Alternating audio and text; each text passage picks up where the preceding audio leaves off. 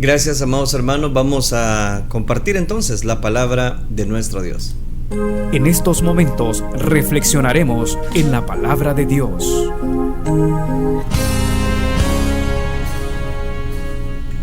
Oremos entonces, digámosle: Padre, gracias te damos por permitirnos llegar a mitad de una semana donde tu gracia nos sostiene, donde tu poder está con nosotros. Permítenos que tu Espíritu Santo haga el efecto transformador por el cual, Señor, tú nos instas a poder dar tu palabra, una palabra que siempre es viva, eficaz. Permítenos que el manjar delicado, el alimento espiritual, llegue a tiempo a cada uno de nuestros corazones. Gracias te damos en el bendito nombre de tu Hijo amado, por quien desde ya te damos las gracias. Gracias, Cristo Jesús.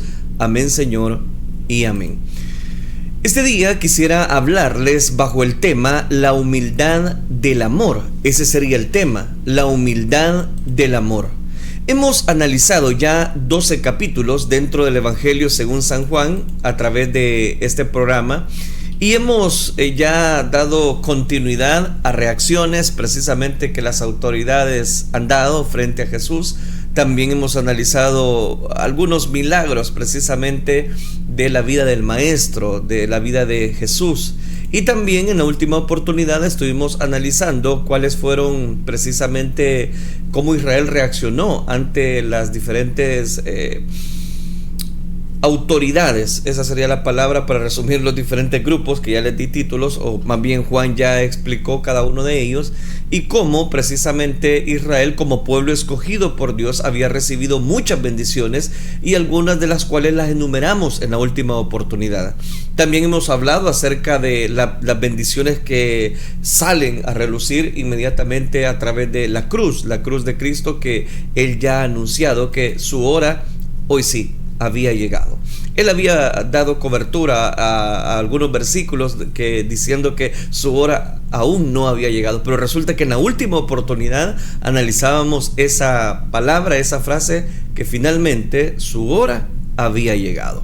Este día vamos a iniciar el capítulo número 13, específicamente se nos abre, y por lo que vamos a ver de la fiesta de la Pascua, ya tenemos exactamente de qué momento estamos hablando acerca de la resurrección, o si usted me lo permite, la muerte, crucifixión y resurrección de Jesús. Pero antes de ello sucedieron episodios extraordinarios que el Evangelio de Juan nos da precisamente una referencia. Dice entonces Juan capítulo número 13 versículo número 1, hablando acerca de la humildad del amor. Antes de la fiesta de la Pascua, sabiendo Jesús que su hora había llegado para que pasase de este mundo al Padre, como había amado a los suyos que estaban en el mundo, los amó hasta el fin. Y cuando cenaban, como el diablo ya había puesto en el corazón de Judas Iscariote, hijo de Simón, que le entregase, sabiendo Jesús que el Padre le había dado todas las cosas en las manos y que había salido de Dios y a Dios iba, se levantó de la cena, se quitó su manto y tomando una toalla se la ciñó. Luego puso agua en un lebrillo y comenzó a lavar los pies de los discípulos y a enjugarlos con la toalla con que estaba ceñido. Amén. Dejamos hasta ahí la lectura. Deje su Biblia abierta, que no dudo que Dios ha de añadir bendición a su palabra. Este Evangelio de Juan nos presenta el lavacro de pies, el lavacro que Jesús hizo precisamente a sus discípulos. Ahora, la sociedad contemporánea, y esto es lo que me llamaba la atención, está obsesionada con el amor. Desde las películas románticas, pasando por las canciones populares, las novelas, el romance. Es un tema importante en el entretenimiento y en las conversaciones diarias. También, tengo que decirlo, es un gran negocio, como lo dejan ver algunos presentadores de programas de televisión, algunos influencers, las páginas de internet que dan consejos pertinentes precisamente a personas despechadas por el amor. Pero a pesar de que hablan tanto sobre el amor, influencer, personas en las redes sociales, poco en el mundo entienden realmente de qué se trata el amor. La versión moderna del amor es descaradamente narcisista, totalmente enfocada en el yo. y desvergonzadamente manipuladora. Tan solo ve a los demás como un medio de gratificación personal, y eso es egoísmo. No es de extrañar entonces, pues, que las relaciones entre las personas egoístas no duren, se rompan fácilmente. Si la pareja actual no vive al nivel de las expectativas o encuentran algo más emocionante, como dicen ellos, se van. Las personas son receptoras, no dadoras. La humildad se considera como una debilidad y el egoísmo como una gran virtud. Es la sociedad que tenemos.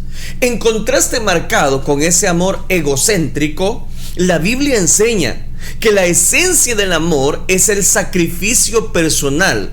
En lugar de derribar a los demás, el amor bíblico nos enseña a edificarlo. Bien dice la primera carta a los Corintios, capítulo 8, versículo número 1, y también la primera carta a los Corintios, capítulo 10. Y aún voy a citarle, primera de Corintios, capítulo 13. El amor, versículo número 4, es sufrido, es benigno. El amor no tiene envidia, el amor no es jactancioso, no se envanece, no hace nada indebido, no busca lo suyo, no se irrita, no guarda rencor, no se goza de la injusticia, pero eso sí, se goza en la verdad.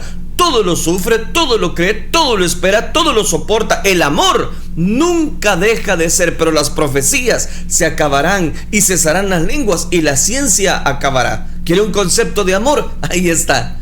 Amar de esa manera requiere humildad sobre todas las cosas. ¿Por qué? Porque solo las personas humildes pueden poner los intereses de los demás por delante de los propios. Así Pablo, recuerde, exhortó a la iglesia de Éfeso a actuar con toda humildad, mansedumbre, soportándonos con paciencia los unos a los otros. ¿Con qué, Pablo? Con amor. Le cito Efesios capítulo 4, versículo 2. Jesús enseñó que serán exaltados quienes aman humildemente a los demás, no quienes se promueven a sí mismos. La humildad, no el orgullo, es la marca de la grandeza verdadera, así como el servicio. Y ¿qué trae? Bendición de parte de Dios. Aunque en la primera carta a los Corintios, capítulo 13, es la descripción suprema del amor, el Señor Jesucristo es el ejemplo supremo del amor. Por supuesto, la forma más significativa en que lo mostró fue su muerte en sacrificio por perdón de pecados, cuando se humilló a sí mismo, haciéndose obediente hasta la muerte y muerte de cruz, como el Señor lo dijo. Nadie tiene mayor amor que este, que uno ponga su vida por sus amigos. Pablo recordó a la iglesia de Éfeso, como si fuera poco, Cristo nos amó y se entregó a sí mismo por nosotros, ofrenda y sacrificio a Dios en olor fragante. Cristo amó a la iglesia y se entregó a sí mismo por ella. Juan escribe: en esto hemos conocido el amor, que Él puso su vida por nosotros. Entonces note, un ejemplo de humildad. Cristo exhibió su amor humilde durante su ministerio terrenal. ¿Por qué? Porque Él por naturaleza es manso y humilde de corazón. Ese amor, mis queridos hermanos, se ejemplifica notablemente en el hecho descrito de este pasaje, que lo conocemos como el lavacro de pies, el lavado de pies de los discípulos. Es una introducción adecuada a una nueva sección dentro del Evangelio de Juan, donde se caracteriza la muerte de Cristo en sacrificio.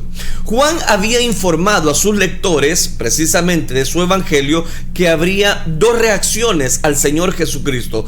Muchos de entre los suyos, Israel, no lo aceptaría, aunque a los suyos vino, y los suyos no le recibieron.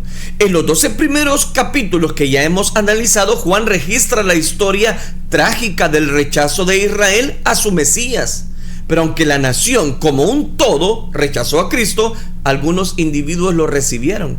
A esa manada pequeña, como bien le llama Lucas, se dedica Jesús en las últimas horas de su ministerio terrenal. Increíble. Entonces, a los que Él amó, a los que Él precisamente vio ese amor, es que Él les va a dedicar los últimos minutos. Al inicio del capítulo 13, que es lo que acabamos de citar, específicamente se nos narra que el ministerio público de Jesús para Israel había terminado. Después de hacerles una invitación final a creer en Él, dice que Jesús se ocultó de ellos. Jesús pasa de ministerio público de quienes lo habían rechazado al ministerio privado, a quienes lo recibieron. Él hizo una demostración práctica de su amor por los discípulos en primer lugar, que es lo que vamos a ver ahora. Después viene, les aseguró la esperanza del cielo. Tercero, les garantizó el poder para el ministerio. Cuarto, la provisión para sus necesidades. Y les promete el Espíritu Santo. Y un sexto, la verdad divina acerca de la palabra de Dios. Les va a hablar acerca de la paz, el gozo. El tema común en estos 5 capítulos es el amor de Cristo por los suyos. En tanto su ministerio terrenal llegaba a su fin, en la noche antes de su crucifixión, Jesús procuró reafirmarlos con el amor perdurable que tenía para ellos. El relato de esta primera expresión de su amor es el lavado de los pies de los discípulos. Puedo de alguna manera explicarlo con 4 detalles importantes: las riquezas sublimes del amor de Cristo, el rechazo satánico de su amor, la revelación impresionante de su amor, y un cuarto elemento, la respuesta adecuada a su amor. En primer lugar, entonces, las riquezas sublimes del amor de Cristo nos hablan precisamente de este detalle, para mí, muy emocionante. Dice el versículo 1: antes de la fiesta de la Pascua, sabiendo Jesús que su hora había llegado para que pasase de este mundo al Padre, como había amado a los suyos que estaban en el mundo, los amó, oiga esto, hasta el fin. La fiesta de la Pascua, iniciemos por ahí, era el festival anual judío que conmemoraba la liberación divina de Israel de la esclavitud egipcia. El nombre se derivaba del ángel de la muerte que pasó sobre las casas de los hebreos cuando mató a los primogénitos egipcios, allá en el libro del Éxodo capítulo 12. Esta Pascua sería la última con autorización divina. De ahí en adelante habría un nuevo memorial, no para recordar la sangre del cordero de los dinteles de las puertas, sino la sangre del Cordero de Dios, que por muchos es derramada para remisión de los pecados. La Santa Cena, celebrada por el Señor y sus discípulos, le dio la oportunidad de usar los elementos de la cena de la Pascua para formar la transición entre la Pascua y el viejo pacto y la Santa Cena del nuevo pacto. Existe una discrepancia aparente en este punto entre la cronología de Juan y la de los evangelios sinópticos. Los segundos declaran que la Santa Cena fue la cena de Pascua. Sin embargo, Juan, capítulo 18, y lo vamos a ver más adelante, registra los líderes judíos llevaron a Jesús de casa de Caifás al pretorio. Era de mañana el viernes, el día de la crucifixión, y ellos no entraron en el pretorio para no contaminarse y así poder comer la Pascua. Por eso les quiero explicar un poquito esto de la fiesta de la Pascua. Más aún, de acuerdo con Juan 19, el juicio y crucifixión de Jesús ocurrió en la preparación de la Pascua, no el día después de comer la cena de Pascua. Así la crucifixión del Señor ocurrió al tiempo que se sacrificaban los corderos de la Pascua. Entonces note, el desafío es explicar cómo Jesús y los discípulos pudieron haber comido la cena de Pascua el jueves por la noche si los líderes judíos aún no la habían comido la mañana del viernes. La respuesta está en entender que los judíos tenían 2 métodos diferentes de contar los días. Las fuentes antiguas judías sugieren que los judíos del norte de Israel, inclusive Galilea, de donde eran oriundos Jesús y la mayoría de los 12, contaban los días de salida del sol a salida del sol. Al parecer, la mayoría de los fariseos también usaba ese método. Por otra parte, los judíos de la religión sur contaban los días del ocaso a ocaso, Esto incluiría a los saduceos, quienes vivían por necesidad en los alrededores de Jerusalén por su relación con el templo. Sin duda, aunque a veces es confuso el método dual de contar los días, habría tenido beneficios prácticos en la Pascua. El punto es este: no hay contradicción entre Juan y los demás evangelios sinópticos. Como Jesús y los 12 eran galileos, habrían considerado que el día de Pascua era desde la salida del sol del jueves hasta la salida del sol del viernes. Habrían comido su cena de Pascua el jueves en la noche. Sin embargo, los líderes judíos, los saduceos, la habrían tenido desde el ocaso del jueves hasta el ocaso del viernes. Esa es una explicación.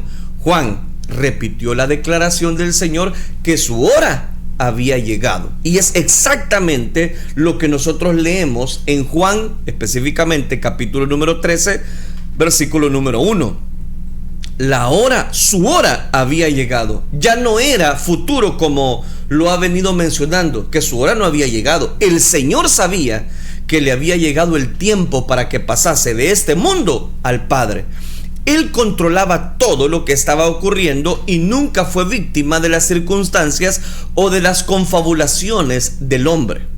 Aunque él, repito, anhelaba regresar a toda su gloria en la presencia del Padre, Jesús nunca flaqueó de su enfoque de amar a los suyos. Siempre los amó, y los amó, dice, hasta el fin. Significa perfección o estar completos. Quiere decir entonces que Jesús amó a los suyos con toda la medida del amor. Hay un sentido general del cual Dios amó al mundo, de los pecadores perdidos, pero a los suyos, a los que Él precisamente compró a precio de sangre, dice, pero a los suyos los amó con un amor perfecto, eterno, redentor, un amor que excede a todo un conocimiento. Yo no sé si usted se goza por ese amor precisamente que Jesús tuvo, que dice que los amó hasta el final. Las palabras de un himno que se canta precisamente para dar maravillas a ese amor de Cristo Jesús, dice de la manera siguiente. Es un himno que no se canta ya mucho tiempo, pero: amado con amor eterno, llevado al conocimiento por la gracia de ese amor, Espíritu misericordioso de lo alto, me has enseñado que es así. Pablo lo escribió de esta manera, allá en Romanos capítulo 8, versículo 35. ¿Quién nos separará del amor de Cristo? ¿Quién? ¿Quién nos podrá separar? ¿Tribulación? ¿O angustia? ¿O persecución? ¿O hambre? ¿O desnudez? ¿O peligro? ¿O espada? Como está escrito, dijo Pablo, por causa de ti somos muertos todo el tiempo, somos contados como ovejas de matadero. Antes, en todas cosas somos más que vencedores por medio de aquel que nos amó. Por lo cual estoy seguro de que ni la muerte, ni la vida, ni ángeles, ni principados, ni potestades, ni lo presente, ni lo porvenir, ni lo alto, ni lo profundo, ni ninguna otra cosa creada nos podrá separar del amor de Dios que es en Cristo Jesús. ¿Se da cuenta el gran amor que Dios nos tiene? Nada nos puede separar si usted es parte de sus escogidos. Ni siquiera la llegada inminente de su propia muerte podía alejar a los discípulos de su amor. Esa realidad se hace cada vez más clara en su oración, precisamente del capítulo 17, lo que se le conoce como la oración intercesora, y la vamos a analizar más adelante. Pero vea lo que dice el versículo número 2. Y cuando cenaban, como el diablo ya había puesto en el corazón de Judas Iscariote, hijo de Simón, que le entregase. La atención cambiaba abruptamente de la luz brillante del amor de Cristo a la oscuridad satánica del corazón de Judas. Aún antes de esta cena final, el diablo ya había puesto en el corazón de Judas, hijo de Simón, que le entregase. El contraste entre el amor de Cristo y el odio, el segundo aporta un trasfondo negro contra el cual el primero aparece mucho más glorioso, como que es una mancha, ¿verdad? En el ágape, como dice Judas. En el momento en el cual Jesús lava los pies de Judas, algo que ocurriría dentro de poco, Jesús recibiría el insulto, la injuria inimaginable del más grande amor, humildad de amor que Cristo le va a mostrar. Consecuentemente, con su orden de amar a los propios enemigos, el Señor así lo hizo. No solamente lo predicó, lo hizo, lo vivió. Amó a los suyos, pero también les dio amor de humildad a aquellos que habrían de traicionarle y venderle. Pero trágicamente a Judas no le conmovió. A Judas no le conmovió la manifestación amorosa del Señor hacia él. El mismo hecho que atrajo a los otros discípulos es el que puso una venda a Judas. La ambición y avaricia de Judas hacía tiempo que habían abierto la puerta de la influencia al enemigo. Aunque Satanás inspiró su traición a Cristo, Judas era completamente responsable por su abyección, es decir, por su decisión. Su propio corazón malo deseó lo mismo que Satanás, la muerte de Jesús. Satanás y Judas estaban en un acuerdo completo. Eran cómplices en el complot para matar a Jesucristo. Pronto Judas estaría bajo el control completo de Satanás. Pero aquí hay un detalle interesante. Si Jesús, el Hijo de Dios, que sabe todas las cosas, ¿por qué lavarle los pies a Judas? ¿Por qué mostrarle el amor? ¿Por qué mostrarle humildad a él? Hablemos acerca de la revelación impresionante de ese amor. Dice el versículo número 3. Sabiendo Jesús que el Padre le había dado todas las cosas en las manos y que había salido de Dios, oiga esto, y a Dios iba. La declaración de Juan de que Jesús sabía que el Padre le había dado todas las cosas en sus manos y que habían salido de Dios y a Dios iba, reitera la anterior declaración del apóstol de que Jesús estaba cerca de regresar al Padre. Juan reveló la profundidad de la humildad de Jesús cuando enfatizó la exaltación de él. El creador, el gobernante de todo el universo, estaba a punto de lavar humildemente los pies sucios de los discípulos. Una tarea sin importancia, una tarea reservada solo para los siervos del más bajo rango, los esclavos. Ni siquiera a los esclavos judíos se les obligaba a hacerlo, solo a los esclavos gentiles.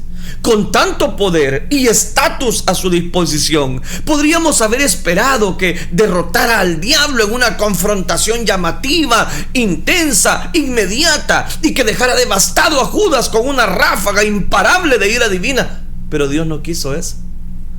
Dios eligió el camino de la humildad. Los pies de sus discípulos protegidos solo por unas sandalias, habiendo caminado por las calles sucias, polvorientas de Jerusalén en el aposento alto, estarían sucios con seguridad. Algo ofensivo, pues estaban recostando para la cena. Como no había siervos ahí para hacerlo, uno de los 12 debiera haber sido el voluntario para lavar los pies de los demás, pero la abominación o el orgullo humano no los dejaba. Y el Señor les ha dicho palabras desafiantes como las siguientes: el que es mayor entre vosotros sea vuestro siervo. Habían caído en oídos sordos. Nadie quiso humillarse. Los discípulos continuaban su debate sobre cuál de ellos era el más grande, a la pesca de posiciones prominentes en el reino. Ellos estaban más preocupados en saber que su hora había llegado, qué habría de hacer. Y así la cena comenzó sin que alguien hubiera lavado los pies, pues cada uno de los 12 esperaba que alguien más lo hiciera. Era la costumbre de la época.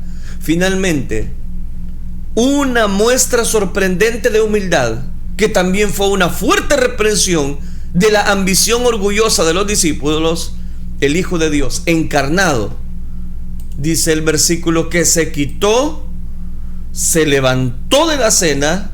Estaban cenando. Se levantó de la cena, se quitó su manto y tomando una toalla se la ciñó. Luego puso agua en un lebrillo, comenzó a lavar los pies de los discípulos y a enjugarlos con la toalla con la que estaba ceñido. Los discípulos, reprendidos, avergonzados, vieron en silencio doloroso e incómodo cómo el Señor, vestido de siervo, se arrodilló ante cada uno de ellos, uno por uno, y lavó sus pies polvorientos. No sorprende que Simón Pedro, que siempre tenía algo para decir, fuera el primero en protestar. Cuando Jesús llegó donde él estaba, Pedro preguntó con mucha incredulidad, mostrando la vergüenza de todo: Señor, ¿tú me lavas los pies? ¿En serio? ¿Tú vas a hacer eso? ¿Tú me lavas los pies? Versículo 8, responde Jesús y le dijo: lo que yo hago, tú no lo comprendes ahora, mas lo entenderás después. Solo después de la muerte, resurrección y ascensión de Cristo entendería Pedro que en la encarnación el Hijo del Hombre no vino para ser servido, sino para servir y para dar su vida en rescate de muchos.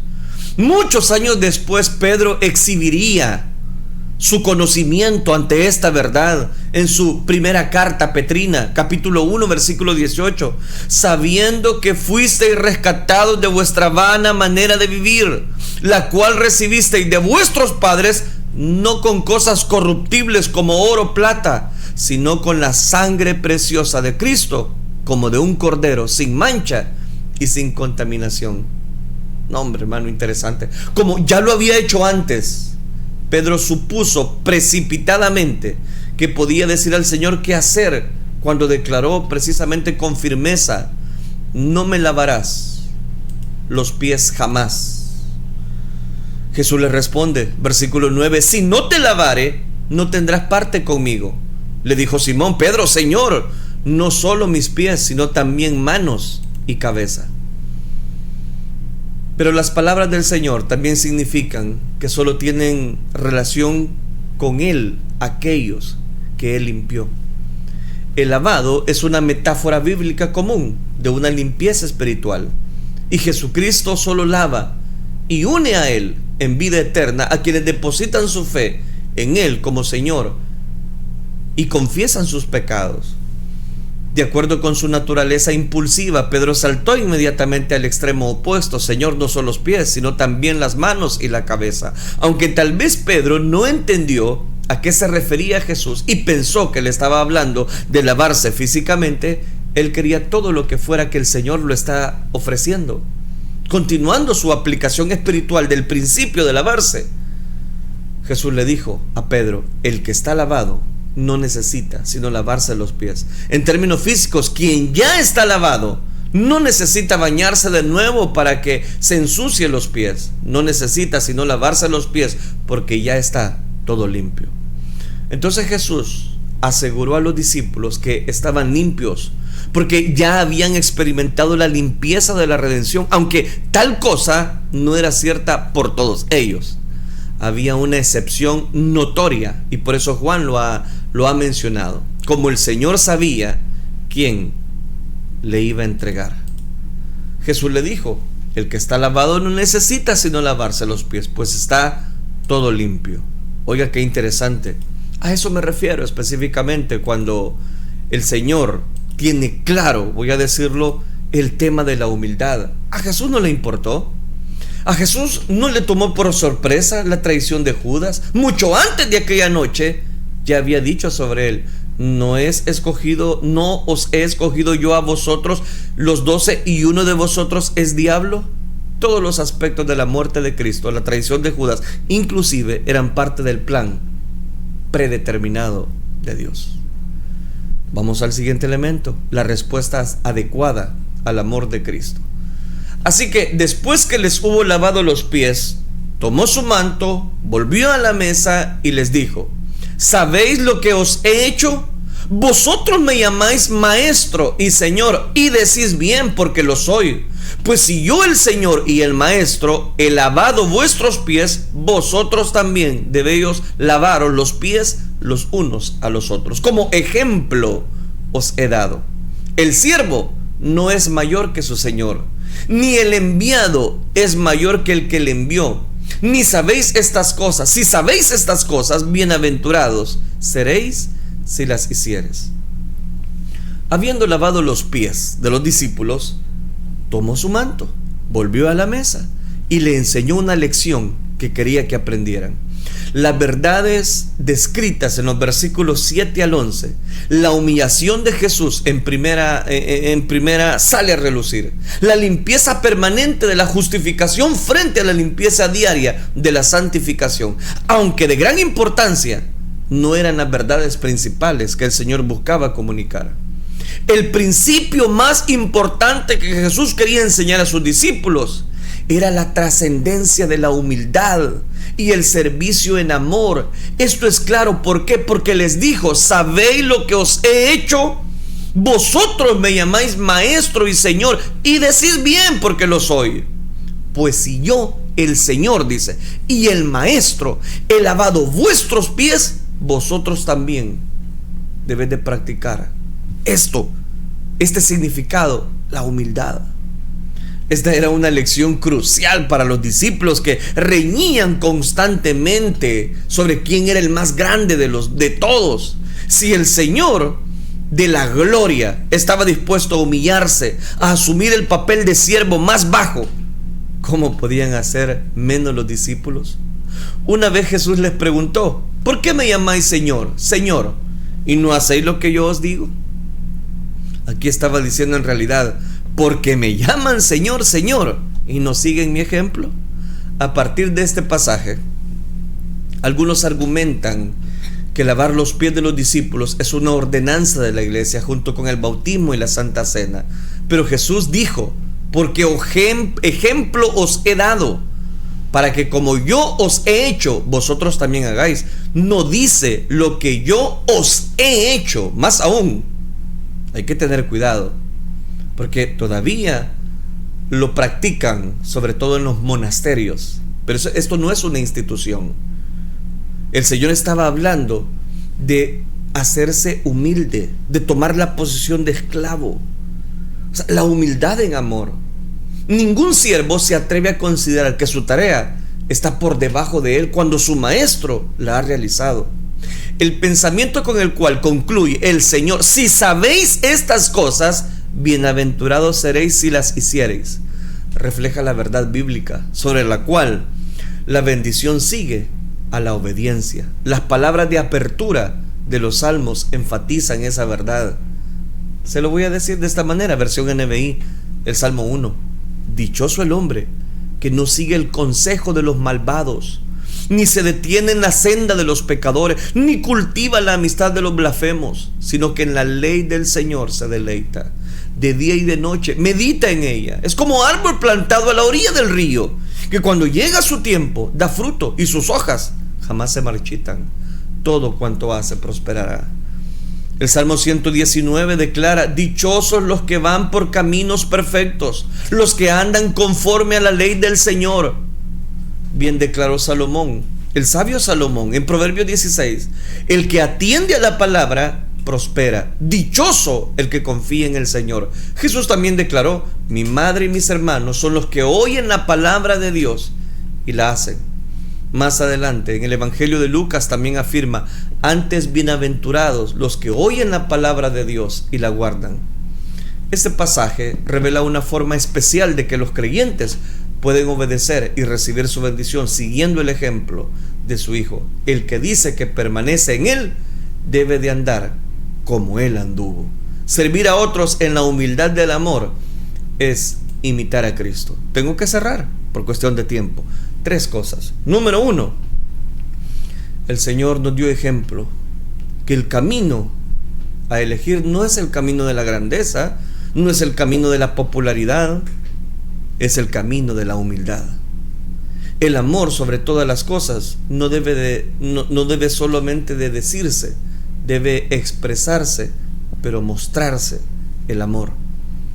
Y a pesar de que muchas personas hablan tanto del amor, tienen una distorsión del tema del amor y la humildad.